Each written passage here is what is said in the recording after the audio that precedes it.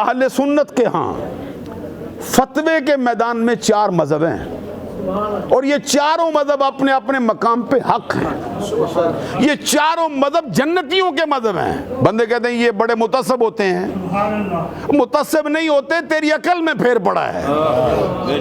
ہم تو کہتے ہیں بھئی امام شافعی کو مانیں تب بھی راہ راست پہ ہے، امام مالک کو مانیں تب بھی راہ راست پہ ہے، امام احمد بن حنبل کو مانیں تب بھی راہ راست پہ ہے، ہمارے امام کا دم بھرے پھر بھی راہ راست پہ۔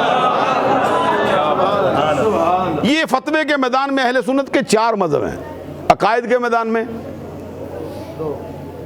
یہ مشہور ہے کہ 2 ہیں، صحیح ہے کہ 3 ہیں، فقیر بتاتا ہے نا، یہ 2 مشہور ہے، بعض کتابوں نے بھی لکھ دیا 2 ہیں۔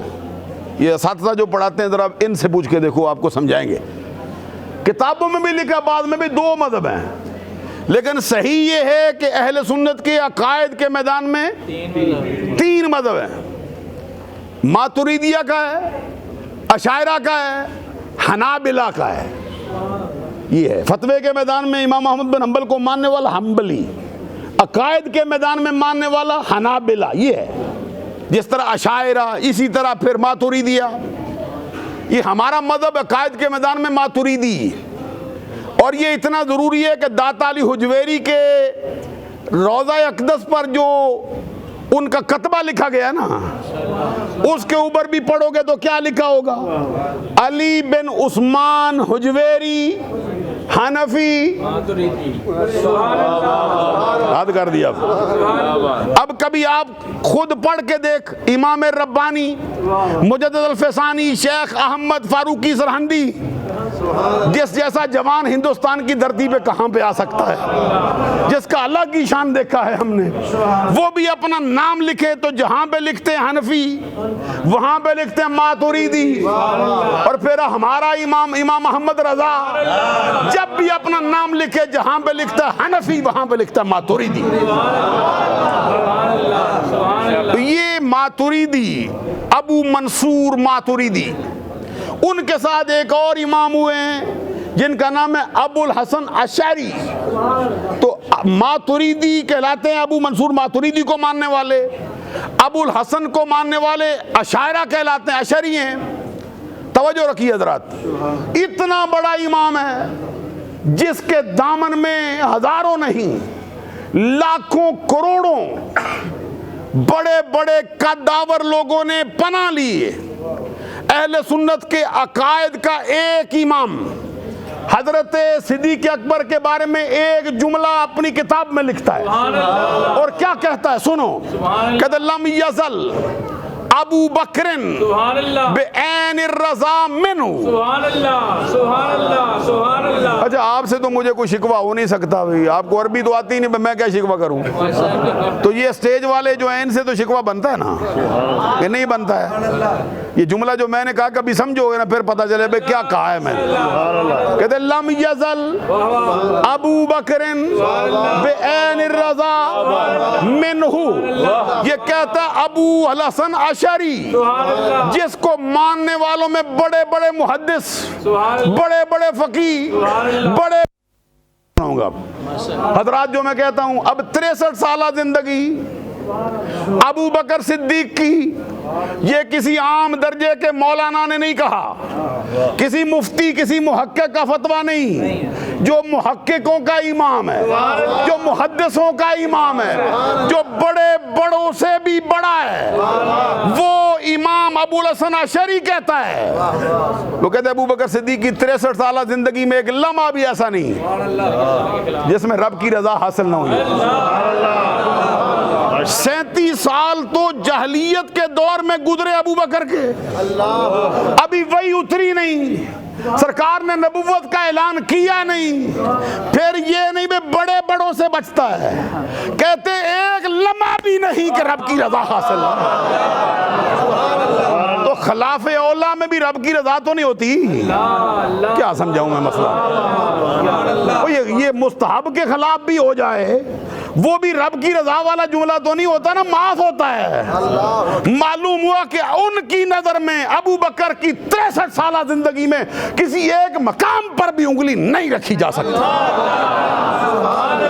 اس پر اس کے بعد ایک اور ہستی نے کلام کیا ہے، وہ کلام درج کیا صاحب ارشاد الساری، فتح یہ شرح صحیح البخاری، امام ابو شہاب الدین قسطلانی نے، انہوں نے کہا اختلف الناس فی کلام ہی، یہ جو ان کا کلام آیا نا امام کا، اس کے اندر کچھ لوگوں نے اختلاف کر دیا ہے اور کہا یہ مشکل ہے کیونکہ وہی نہیں اترتی، کسی نبی کی رہنمائی ان کو حاصل نہیں، خود وہ نبی ہے نہیں، تو یہ جملہ کہنا بہت مشکل ہے، اس کو بہت اہل سنت کے ہاں اجماعیت کا درجہ نہ ملا، اہل سنت نے ان کو اتفاقی مسئلہ نہ کہا۔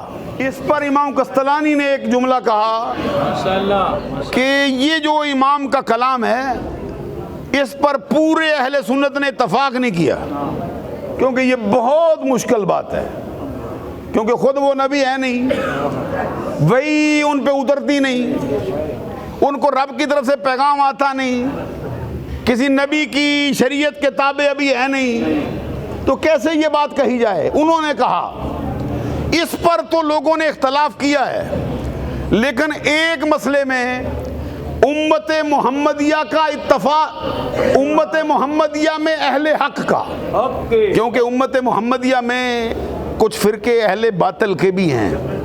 امام قسطلانی نے پھر اس پر نظریہ اہل سنت کو کھول کر بیان کیا۔ سبحان اللہ، کہتے پہلے نظریے میں امام بڑا ہے، اس کا نظریہ بڑا ہے، اس کا قول بڑا ہے، لیکن بعض لوگوں نے اس میں کچھ تھوڑی سی باتیں کی ہیں۔ جس مسئلے پر اہل سنت کا اتفاق ہوا ہے، اس کو امت کا اتفاق عرفاً کہہ سکتے ہیں، کیونکہ اہل سنت پوری امت نہیں ہوتی، اہل سنت امت محمدیہ میں اہل حق کا فرقہ ہے۔ اہل سنت سے جو ہٹا ہے وہ مسلمان ہو سکتا ہے لیکن اہل حق نہیں ہو سکتا، کیونکہ اسلام میں بہت سے باطل فرقے بھی آئے ہیں اور آئیں گے، جن پر فتویٰ کفر بھی لگ جاتا ہے، کچھ ایسے ہیں جن پر شدید گمراہی کا فتویٰ لگتا ہے، تو صحیح جو اول سے آخر تک ہے وہ اہل سنت ہے۔ اور یہ بات آج کل کوئی بندہ اہل سنت کے نظریے میں ٹھوکر مارتا ہے، جی میں پیر ہوتا ہوں، اہل سنت کے نظریے میں ٹھوکر مارتا ہے جی میں مفتی ہوتا ہوں، اہل سنت کے نظریے میں ٹھوکر مارتا ہے جی نہیں میں خطیب بڑا ہوتا ہوں۔ حدیث میں پہلے ہی فرما دی فمن شذا اتنا سا آگے پیچھے ہٹا نا سیدھا جہنم، سیدھا جہنم۔ اسی لیے پھر پیروں کی بیعت کرتے ہیں، اسی لیے پھر علماء کے پیچھے چلتے ہیں تاکہ کوئی ہم کو بھٹکا نہ سکے، جو ان کا نظریہ ہے۔ اسی لیے کبھی ہم احمد رضا کی چھتری میں پناہ لیتے ہیں، کبھی مجدد الفسانی کی چھتری میں پناہ لیتے ہیں، کبھی داتا علی حجویری کی چھتری میں پناہ لیتے ہیں، کبھی غوث اعظم کو اپنا امام بنا لیتے ہیں۔ وہ جو میاں محمد بخش عارف کھڑی نے بھی یہ جملہ کہا ہے نا، وہ کہتے ہیں میں انا تل کر رستہ کیوں کر روے سنبھالا۔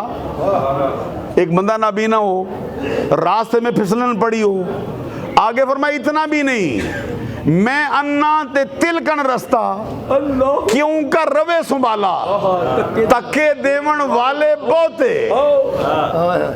شیطان چاروں طرف سے گھات لگائے بیٹھا ہے، نفس کی شرارت پڑی ہے، زمانہ بھی دعوت دیتا ہے ادھر آؤ ادھر آؤ، کہتے تکے دیون والے بہتے تو ہاتھ پکڑن والا۔ تو جس کا ہاتھ داتا علی حجویری کے ہاتھ میں آئے، عبد القادر جیلانی کے ہاتھ میں آئے، اللہ نے اس کے لیے جنت خاص کر دی۔ حضرات جو بات میں عرض کر رہا تھا آپ سے، میں آپ سے یہ عرض کرتا ہوں، مرحبا، جو بات میں آپ سے کہتا ہوں ذرا غور فرمائیے۔ میں نے کہا کہ اہل سنت نے جس پر اتفاق کیا ہے صدیق اکبر کے بارے میں وہ کیا ہے؟ امام قسطلانی نے اہل سنت کا متفقہ عقیدہ لکھا، وہ کیا تھا؟ کہتے لم یزل अबू बकरिन मोमिनन कबल अलबेसती व बादहा वहुव सहीहुल मुर्तदा। कहते हैं अबू बकर सिद्दीक के बारे में अहले सुन्नत का नजरिया ये है कि अबू बकर सरकार के नबुव्वत के ऐलान से पहले भी मोमिन था, बाद में भी मोमिन ही रहा। पहले भी मोमिन होता है, बाद में भी मोमिन है। कैसे समझा सकते हैं जी आपको? अच्छा, पहले कैसे मोमिन हो जाता है? मां के पेट में पहले कैसे मोमिन आए? हजरात जरा गौर फरमाइए। इस पर एतराज हुआ जी, जब पहले ही मोमिन है फिर ये क्यों कहते हो फलां वक़्त में ईमान लाए? इसका जवाब देने के लिए फिर अहमद रजा ने कलम उठाया, इमाम अहले सुन्नत ने कलम उठाया। उन्होंने फरमाया देखो, नबियों के बारे में पूरी उम्मत का इत्तफाक है, सिर्फ ये नहीं भाई सिर्फ अहले सुन्नत का इत्तफाक है, पूरी उम्मत का इत्तफाक है कि नबी पैदाइशी तौर पे मोमिन होता है।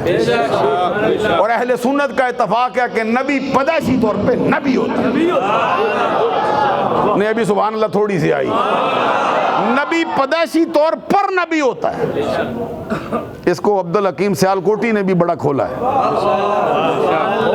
नबी पैदाइशी तौर पे नबी होता है, माँ के पेट में हो तब भी नबी है, हलीमा के घर में जाए उसकी बकरियां चरवाए, अली की गोद में सर रखे, अबू बकर के कंधों पे सवारी करे, तब भी नबी।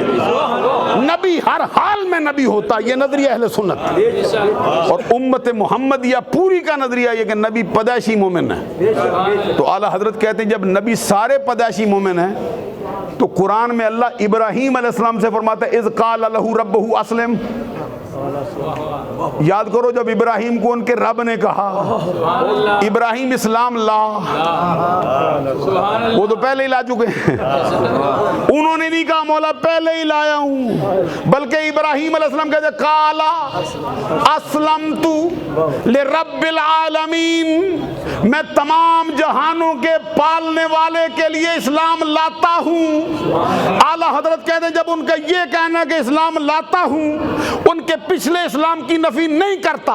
इसी तरह हमारा ये कहना कि अबू बकर फलां वक़्त में ईमान लाया है उनके पहले ईमान की नफी नहीं करता।